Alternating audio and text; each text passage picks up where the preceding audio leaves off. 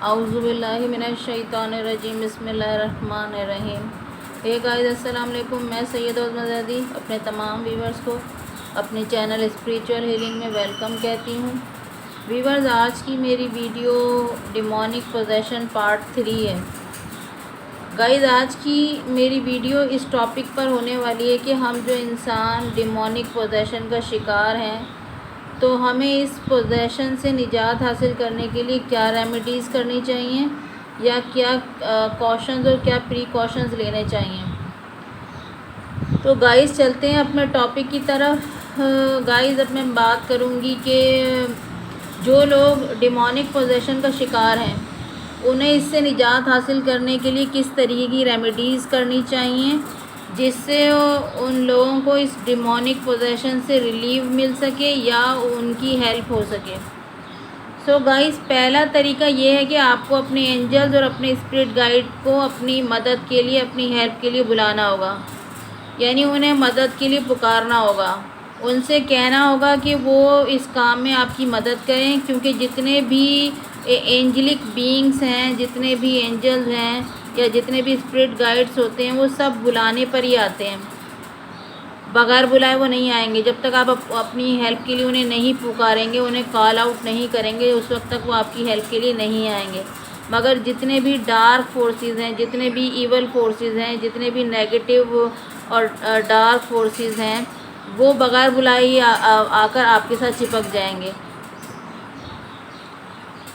यानी इधर आपने गुनाहों में, बुराइयों में, इधर आप गुनाहों में और बुराइयों में पड़े और उधर ये डार्क एंटिटीज़, ये नेगेटिव एंटिटीज़ आपसे आकर चिपक गई। इधर आपके थॉट्स, आपके इमोशंस, आपकी फीलिंग्स और आपके डीड्स नेगेटिव हुए और उधर ये नेगेटिव फोर्सेस आकर आपके साथ चिपक गई। और एक बार जब ये आपकी बॉडी में इंटर कर जाती हैं, तो फिर ये आसानी से बॉडी से बाहर नहीं निकलती। और जब तक नेगेटिव डार्क फोर्सेस आपके साथ चिपकी रहेंगी, उस वक्त तक एंजलिक एंटिटीज़, यानी आपके एंजल्स, आपके स्पिरिट गाइड आपकी मदद के लिए आपके करीब नहीं आएंगे। अगर आपको अपने एंजल्स को या अपने स्पिरिट गाइड से हेल्प मांगनी है, तो पहले आपको अपनी बॉडी को क्लींस करना होगा इन ईवल एंटिटीज़ से। फिर आपको अपनी हेल्प करने के लिए अपने एंजल्स को और अपने स्पिरिट गाइड को बुलाना होगा। अल्लाह ताला ने उन्हें आपके साथ आपकी मदद करने के लिए, आपकी हेल्प करने के लिए ही भेजा है, मगर ये आपकी इजाज़त के बगैर आपकी हेल्प नहीं कर सकते। इसलिए आपको उनसे रिक्वेस्ट करना होगी कि वो आपकी मदद करने के लिए आएँ। आपको उनसे अपने एंजल से और अपने स्पिरिट गाइड से रिक्वेस्ट करना होगी अपनी हेल्प के लिए। गाइस, दूसरा तरीका ये है कि आपको अपने डिवाइन फादर, डिवाइन मदर को, यानी अपने डिवाइन पेरेंट्स को अपनी हेल्प के लिए बुलाना होगा। यानी कि आपको अपनी सोल फैमिली से हेल्प मांगनी होगी। आपकी सोल फैमिली आपकी बायोलॉजिकल फैमिली से ज़्यादा स्ट्रॉन्ग और ज़्यादा पावरफुल होती है, क्योंकि इनके अंदर अल्लाह ताला ने ज़्यादा पावर्स रखी होती हैं शैतानी ताकतों से मुकाबला करने की। इन्हें डिफ़ीट करने की पावर्स रखी होती हैं आपकी सोल फैमिली के अंदर अल्लाह ताला ने। इसलिए आप प्रेयर्स के ज़रिए, आप मेडिटेशंस के ज़रिए आप अपने डिवाइन पेरेंट्स को अपनी मदद के लिए बुला सकते हैं। आप अपनी सोल फैमिली को अपनी मदद के लिए बुला सकते हैं। गाइस, सोल फैमिली क्या है, आपके डिवाइन पेरेंट्स कौन होते हैं, इस टॉपिक पर मैं फिर कभी डिटेल में वीडियो बनाऊंगी। अभी हम चलते हैं अपने टॉपिक की तरफ। तो गाइस, तीसरा तरीका ये है डिवाइन एंटिटीज़ से निजात हासिल करने का या डिमोनिक पोजेशन से निजात हासिल करने का। तीसरा तरीका ये है कि अगर आपकी अवेकनिंग हो चुकी है और आपको पता है कि आपका कोई ट्विन फ्लेम है, आपका कोई डिवाइन काउंटर पार्ट है, आपका कोई डिवाइन लव है, आपका कोई ट्रू लव है, इस अर्थ प्लैनेट पर मौजूद है। आपका, यानी आपका वो साथी जिसे अल्लाह ताला ने आप ही की सोल से पैदा किया है, वो आपकी सोल का आधा हिस्सा है, आपका अदर हाफ है। वो अल्लाह ताला का बनाया हुआ आपका जोड़ा है, जो आपका अदर हाफ है।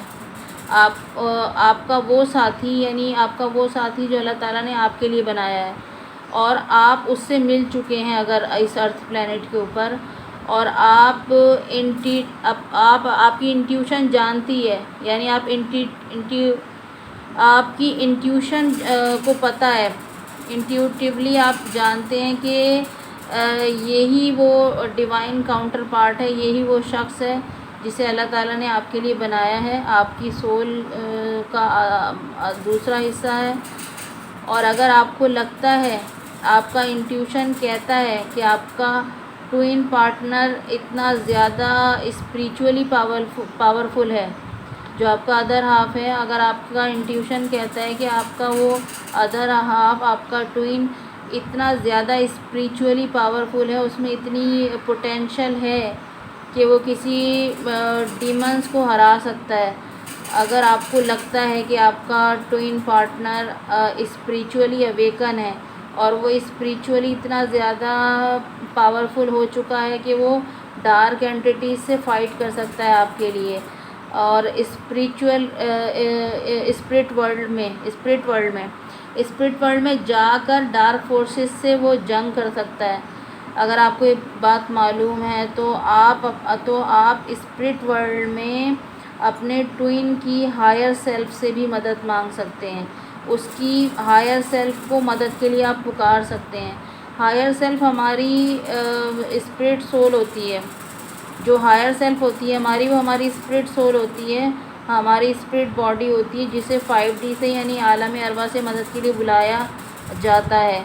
इस फिज़िकल वर्ल्ड में मदद के लिए नहीं कहेंगे आप उसे, आप अपने ट्विन पार्टनर को इस फिज़िकल वर्ल्ड में मदद के लिए नहीं बुलाएंगे, बल्कि आप 5D में जाकर, आलम अरवा में जाकर, स्पिरिट वर्ल्ड में जाकर वहाँ क्योंकि आलम अरवा में हम सबकी सोल एक दूसरे से मुलाकात करती हैं। 4D में, 4D कहते हैं ख्वाबों की दुनिया को, ख्वाबों की दुनिया में हम सब अपने 5D में जाकर हम सब की सोल एक दूसरे से मुलाकात करती हैं। बेशक हम लोग इस फिज़िकल वर्ल्ड में एक दूसरे से ना मिलते हों, मगर हम 5D में मिल रहे होते हैं, यानी आलम अरवा में हमारी रूहें, हमारी सोल मिल रही होती हैं, एक दूसरे से मुलाकात कर रही होती हैं, और ये सारी चीज़ें हम 4D में देख रहे होते हैं। 4D यानी ख्वाबों की दुनिया, अपने ड्रीम स्टेट्स में ये सारी चीज़ें हम देख रहे होते हैं। तो आप 5D में जाकर अपने ट्विन की सोल की हायर सेल्फ से उसको मदद के लिए बुला सकते हैं अपनी।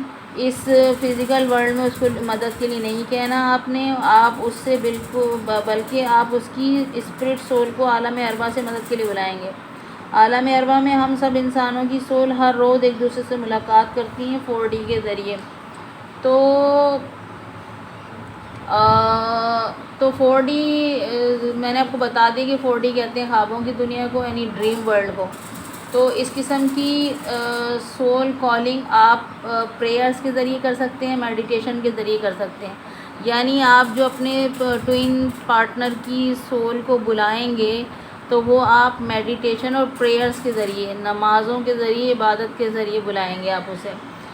तो गाइज़, डिमोनिक पोजेशन से निजात हासिल करने का एक तरीका ये है, चौथा तरीका ये है कि आपको विजुअलाइज टेक्निक्स का इस्तेमाल करना चाहिए। विजुअलाइज टेक्निक्स का इस्तेमाल करना चाहिए आपको।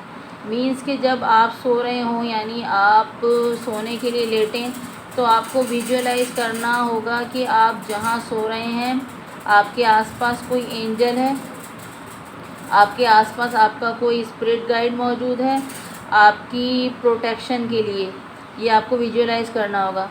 या फिर आप मखसूस कुरानी आयात, कुरानी सूरतों की तिलावत करके सोएं।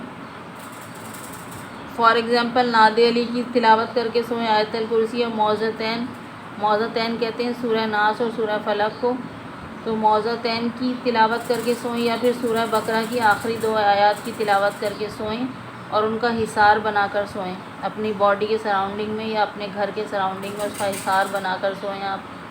इससे ये होगा कि उन आयात कुरानी और सूरतों के जो मौक्कल हैं वो सुबह तक आपकी प्रोटेक्शन करेंगे डिमोनिक से, डिमन से आपकी प्रोटेक्शन करते रहेंगे वो सुबह तक, अगर आप ऐसा करते हैं तो। इन आयात के मौक्कलीन की आपको प्रोटेक्शन पावर मिल सकेगी आप इनसे कनेक्ट कर सकेंगे इन कुरानी आयात का हिसार बनाने के बाद। तो अगर आप चाहते हैं तो आप ऐसा कर सकते हैं डेली।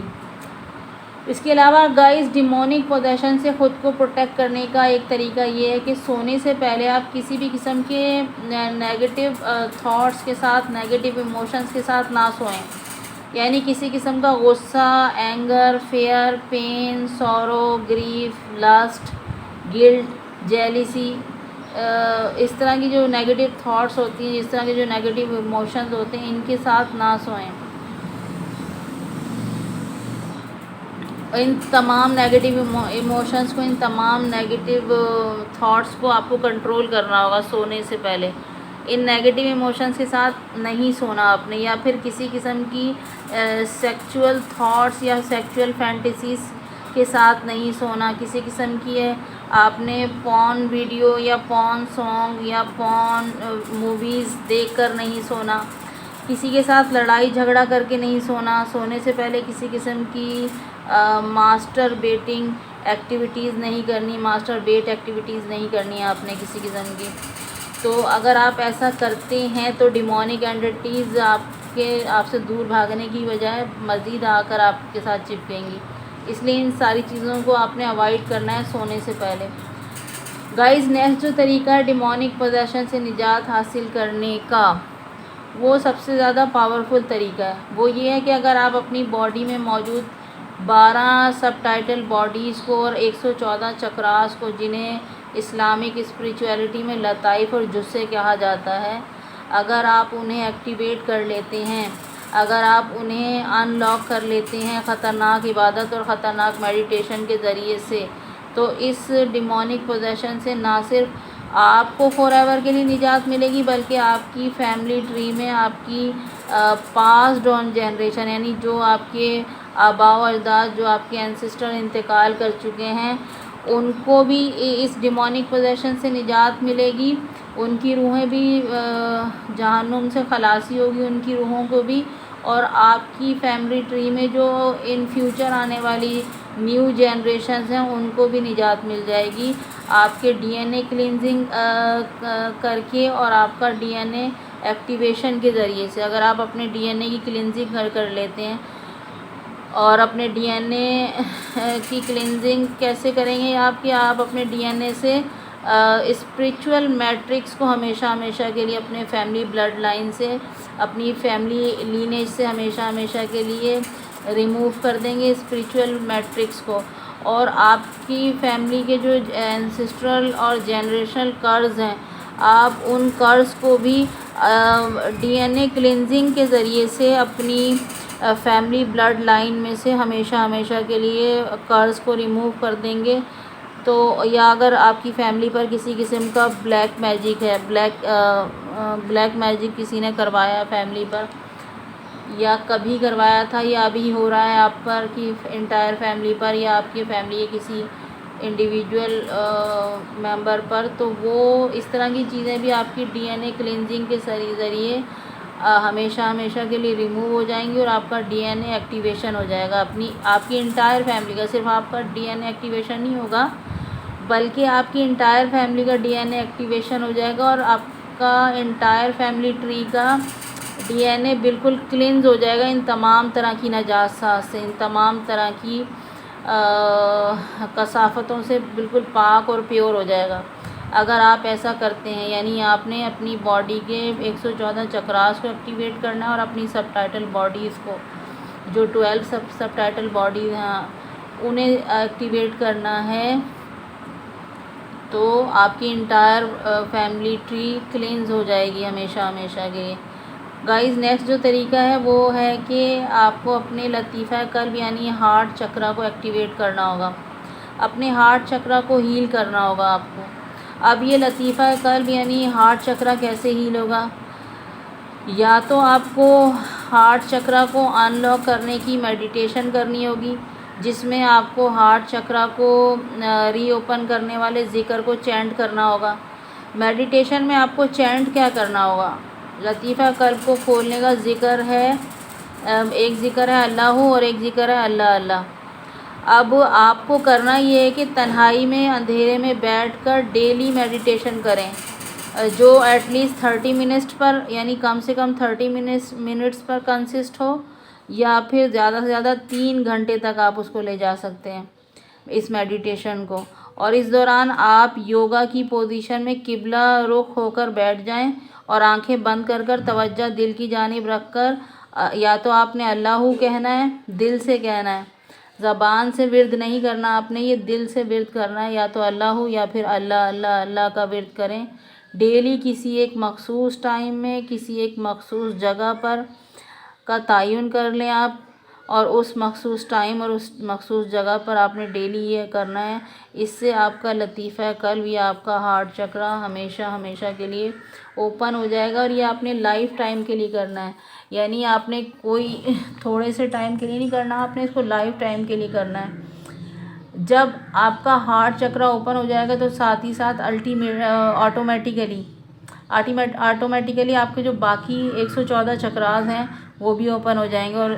और इसी के साथ साथ आपकी जो 12 सब टाइटल बॉडीज़ हैं, यानी आपकी सोल बॉडी और आपकी स्पिरिट बॉडी जो है, और उसके अंदर जो मज़ीद 12 सब टाइटल बॉडीज़ हैं, वो भी सबकी सब एक्टिवेट हो जाएंगी हार्ट चक्रा के ओपन होने से। और ऐसा होने पर शैतान कभी आपके करीब नहीं आने पाएंगे। हार्ट चक्रा को एक्टिवेट करने के लिए ज़रूरी है कि दिन के 24 घंटे में से डेली आप कई घंटे इबादत के लिए निकालें, जिसमें आप दिन भर की नमाज़ें पढ़ें, कुरान की तिलावत करें, कुरान को तर्जुमे और तफसीर के साथ पढ़ें, मेडिटेशन करें। और अगर आपका कोई सोल पर्पज़ है, आपको पता चल चुका है कि आपका कोई सोल पर्पज़ है, यानी दुनिया में आने का कोई आपका मकसद है, तो वो अपने उस सोल पर्पज़ पे काम करें आप, तब आपका हार्ट चक्रा हील होगा। आपका हार्ट चक्रा तब ओपन होगा जब आप अपना इनर वर्क करेंगे, जब आप अपनी शैडो साइड पर, अपनी डार्क साइड पर, अपनी नेगेटिव साइड को हील करेंगे, तब आपका हार्ट चक्रा ओपन होगा। यानी जब आप अपने गुनाहों, अपनी बदअमालियों को तर्क करेंगे, आप अपने अंदर मौजूद बुराइयों से, अपने अंदर के फेयर से, अपने अंदर के फोबियाज से, ग्रीड से, इनडिसीजननेस से निजात हासिल करेंगे, तब आपका हार्ट चक्रा ओपन होगा। जब आप अपने अंदर दूसरों के लिए किसी किस्म के नेगेटिव और इमोशंस और नेगेटिव फीलिंग नहीं रखेंगे और सबकी गलतियों को फॉरगेट करके फॉरगिव करने की आदत को अपनाएंगे, तब आपका हार्ट चक्रा ओपन होगा। जब आप अपनी ज़िंदगी में मौजूद टॉक्सिक लोगों से और अपने अंदर की टॉक्सिसिटी से ख़ुद को डिटैच कर लेंगे, तब आपका हार्ट चक्रा हील होगा। अपने हार्ट चक्रा को एक्टिवेट करने के लिए ज़रूरी है कि आपको अपनी जितनी भी किस्म की टॉक्सिक रिलेशनशिप्स हैं आपकी ज़िंदगी में, उन्हें अपनी ज़िंदगी से हटाना होगा। ऐसी रिलेशनशिप्स जो आपको पेन देती हैं, जिन पर आप इमोशनली को डिपेंडेंट हैं, ऐसी रिलेशनशिप जिनके साथ आप एडिक्टेड हैं, ऐसी रिलेशनशिप जो सेक्स बेस्ड हैं, उनसे आपको ख़ुद को इमोशनली डिसकनेक्ट करना होगा। इनसे ऐसी रिलेशनशिप से आपको इमोशनली डिटैच होना होगा। आपको ऐसी रिलेशनशिप से अपना इमोशनल और इथरिक कोड प्लग करना होगा। आपको इनके साथ जुड़े हुए अपने एनर्जेटिक कोड को काटना होगा। वो जो एनर्जेटिक वो लोग, वो ये सारे रिलेशनशिप जिनका मैंने ऊपर जिक्र किया, ये लोग जो एनर्जेटिक हुक आपके अंदर डाल के बैठे हुए हैं, आपके साथ जोड़ के बैठे हुए हैं, एनर्जेटिक हुक, जिसकी वजह से आप इनके साथ जुड़े हुए हैं, इमोशनली जुड़े हुए हैं, और आप इनसे डिटैच नहीं हो पाते हैं कोशिश करने के बावजूद भी, तो आपने उस एनर्जेटिक हुक को फॉरएवर के लिए इनसे डिस्कनेक्ट करना होगा, इनसे हटाना होगा, ऐसी टॉक्सिक रिलेशनशिप से, ऐसे टॉक्सिक लोगों से। अब ये टॉक्सिक रिलेशनशिप आपके कार्मिक लव पार्टनर भी हो सकते हैं, ये टॉक्सिक रिलेशनशिप आपके कार्मिक लाइफ पार्टनर भी हो सकते हैं, ये टॉक्सिक रिलेशनशिप आपके कार्मिक स्पाउस भी हो सकते हैं, आपके ये टॉक्सिक रिलेशनशिप आपके कार्मिक फ्रेंड्स भी हो सकते हैं, आपके ये टॉक्सिक रिलेशनशिप आपके कार्मिक सिबलिंग्स भी हो सकते हैं, आपके कार्मिक रिलेटिव्स भी हो सकते हैं। ये टॉक्सिक रिलेशनशिप्स जिनसे आपको अपना कोड, एनर्जेटिक कोड कट करना है। इसके अलावा ये टॉक्सिक रिलेशनशिप आपके ऑफिस कलीग भी हो सकते हैं, यानी ऐसे लोग जो आपकी लाइफ को बैडली इन्फ्लुएंस कर रहे हों, जो आपकी ज़िंदगी में टॉक्सिसिटी फैला रहे हों।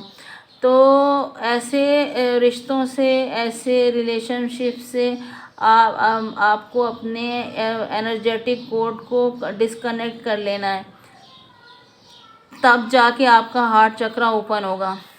इसके अलावा हार्ट चक्रा को ओपन करने के लिए आपको लविंग थॉट्स की तरफ जाना होगा, यानी कंपैशनेट थॉट्स को अपनाना होगा।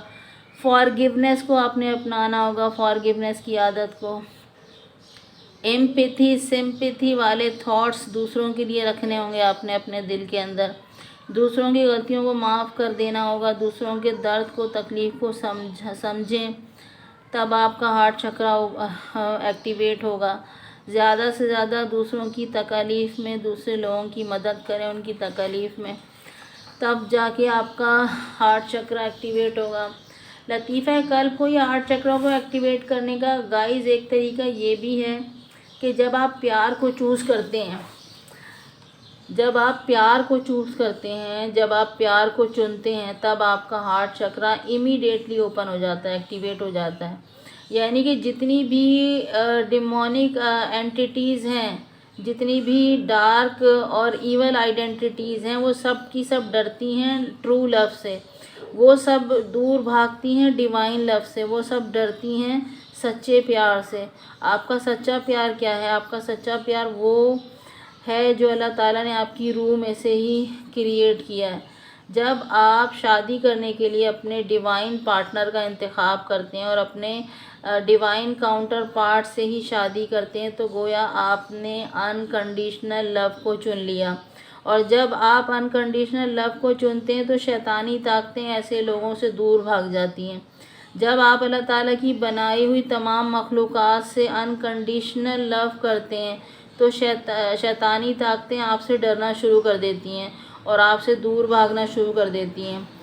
जब आप शादी सिर्फ़ और सिर्फ अपने डिवाइन पार्टनर के साथ करेंगे और आप खुद से बोलेंगे कि I deserve love, I deserve my true love, I choose my divine love, मैं प्यार को डिज़र्व करता हूँ या करती हूँ, जब आप बोलेंगे कि आई डिज़र्व हैप्पी लाइफ, मैं खुशी भरी ज़िंदगी को डिज़र्व करता हूँ या करती हूँ, जब आप कहते हैं कि I choose my happiness that doesn't make me selfish, कि अगर मैं अपनी ज़िंदगी में उसको चुनूँगा या चुनूँगी जिसके साथ मैं फुलफ़िलमेंट या हैप्पीनेस महसूस करता हूँ या करती हूँ, तो उसका हरगिज़ मतलब ये नहीं कि मैं सेल्फिश हूँ, बल्कि अगर मैं शादी के लिए अपने ही डिवाइन पार्टनर का इंतखाब करता हूँ या करती हूँ, तो इट मीन्स कि मैं सेल्फ़ लव का इंतखाब कर रही हूँ। इट मीन्स कि मैं सेल्फ़ लव कर रही हूँ या कर रहा हूँ। अगर मैं मैरिज के लिए खुद डिसीजन लेता हूँ या लेती हूँ, या अगर मैं अपनी मैरिज के लिए, अपनी शादी के लिए खुद डिसीजन लेता हूँ या लेती हूँ, सो इट मीन्स कि मैं अपनी खुशी के लिए डिसीजन लूँगा या लूँगी। तो ये डिसीजन लेकर मैं अपने आप से प्यार करता हूँ, मैं अपने आप से प्यार करती हूँ, मुझे अपनी वर्थ का पता है। आप बार बार अपने माइंड में इन वर्ड्स को रिपीट करेंगे, इन वर्ड्स को अफर्मेशन करेंगे, इन वर्ड्स की कि I deserve love, I deserve happiness. और अगर मैं अपने डिवाइन लव को या अपनी हैप्पीनेस को चूज़ करता हूँ या करती हूँ, तो इसका मतलब हरगिज़ ये नहीं कि मैं सेल्फिश हूँ, बल्कि इसका मतलब ये कि मैं सेल्फ़ लव कर रहा हूँ या कर रही हूँ। जब आप ये अफर्मेशन बार बार अपने माइंड को देंगे तो आपका हार्ट चक्रा एक्टिवेट हो जाएगा। मगर गाइस शर्त ये है कि आप जिसे लाइक करते हैं और जिससे आप शादी करना चाहते हैं, तो आपको इंट्यूटिवली पता हो कि वो आपका डिवाइन काउंटर पार्ट ही है। आपकी गट फीलिंग आपको बता रही हो कि यही वो शख्स है जिसे अल्लाह ताला ने आपकी रूह के आधे हिस्से से पैदा किया। कहीं ऐसा ना हो कि जिससे आप शादी करने का इरादा रखते हैं, जिसको आप प्यार करते हैं, जिसको आप लाइक करते हैं, कहीं ऐसा ना हो कि वो शख्स आपके लिए कार्मिक हो, कहीं ऐसा ना हो कि वो शख्स आपके लिए नार्सिसिस्ट हो, कहीं ऐसा ना हो कि जिससे आप शादी करने जा रहे हैं वो शख्स आपके लिए एनर्जी वैम्पायर हो।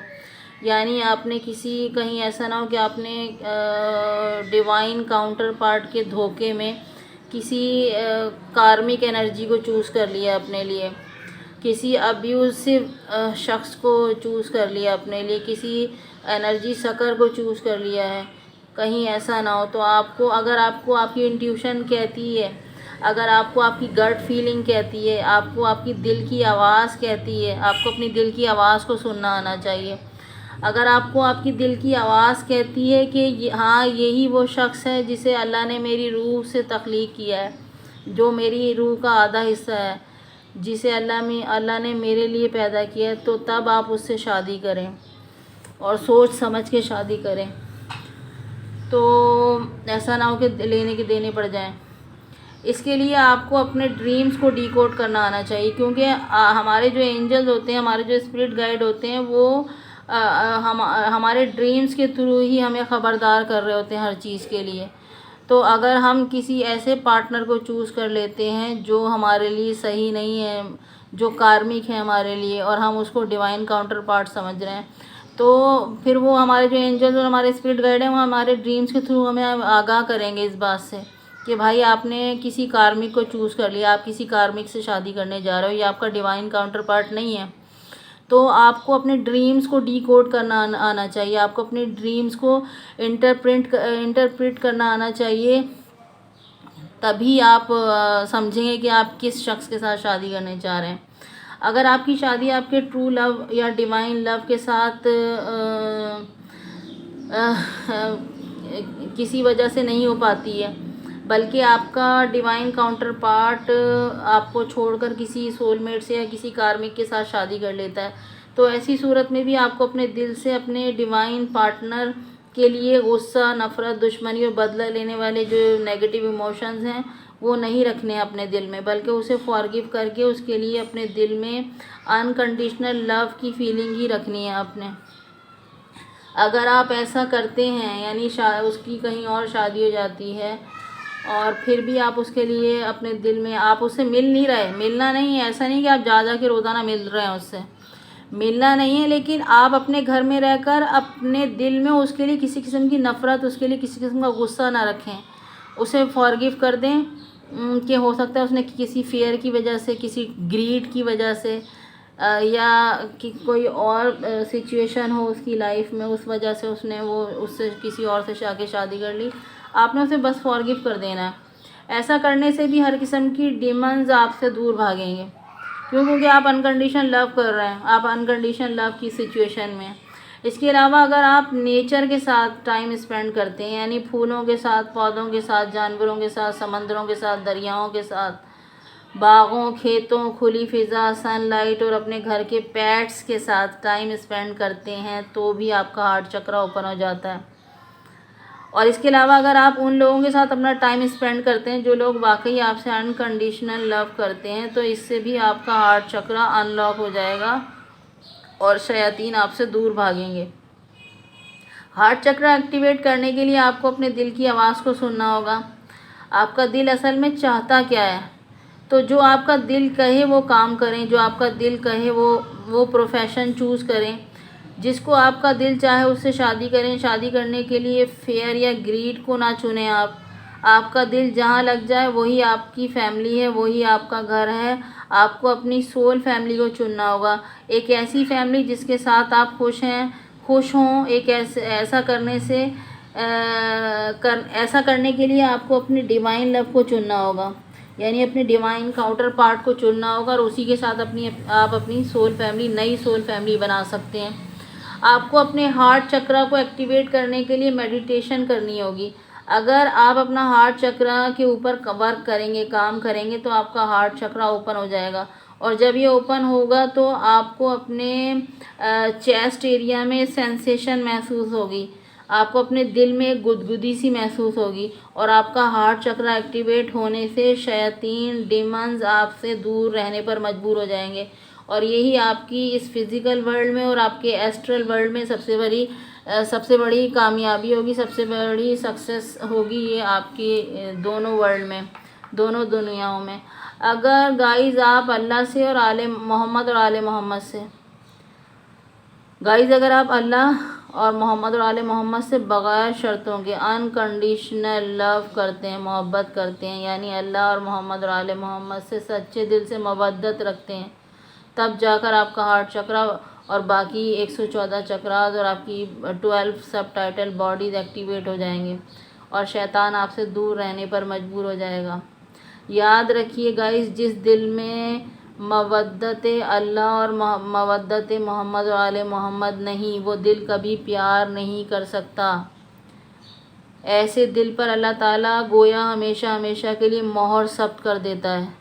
और इसी चीज़ की तरफ इशारा करते हुए अल्लाह ताला सूरह मोहम्मद पारा नंबर 26 आयत नंबर 17 में इरशाद फरमा रहा है। क्या इरशाद फरमा रहा है अल्लाह ताला कि ये वही लोग हैं जिनके दिलों पर खुदा ने अलामत मुकर्रर कर दी है और ये अपनी नफसानी ख्वाहिशों पर चल रहे हैं। तो गाइस, जिसकी इबादतों में अल्लाह और मोहम्मद और आले मोहम्मद नहीं, वो इबादतें कभी कबूल नहीं हो सकती। जिसकी ज़िंदगी के हर मामले में अल्लाह और मोहम्मद और आले मोहम्मद नहीं, वो ज़िंदगी कभी कामयाबी नहीं देख सकती। आखिर में गाइस, उन लोगों के लिए मैं कहूँगी जो दूसरों की हीलिंग का काम करते हैं, जो हीलर्स हैं, तो मोस्टली जो हीलर्स होते हैं उन्हें हमेशा ये बात याद रखनी चाहिए कि जब भी वो किसी को हील करें तो उससे पहले उन्हें अपने आप को प्रोटेक्ट करके रखना चाहिए। क्योंकि होता ऐसा है गाइस कि वो जो नेगेटिव एंटिटीज़ होती हैं, वो जो डार्क एंटिटीज़ होती हैं, इवल एंटिटीज़ होती हैं, वो एक शख्स से दूसरे शख्स पर जम करती हैं। तो इसलिए हीलर्स को हीलिंग का काम करते वक्त अपने आप को प्रोटेक्ट करके रखना चाहिए। तो हीलर्स बी केयरफुल। गाइस, फ़िलहाल के लिए इतना ही। मिलते हैं मेरी अगली वीडियो में। उस वक्त तक के लिए फ़ी अमान अल्लाह।